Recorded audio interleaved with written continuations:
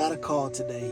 A customer wanted privacy in the bathroom. So we're gonna go and show them a couple things, a few options, and see what they go with. So once we get in, you'll get to see a first-hand view of us installing and the process of going through putting this privacy film up. So once again, Dave the Tinter, and we'll see you inside.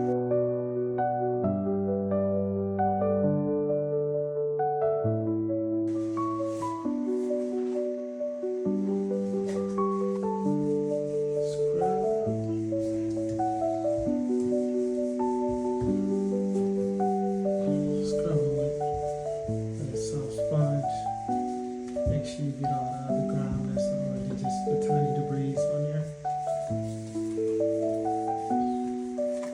especially the corners.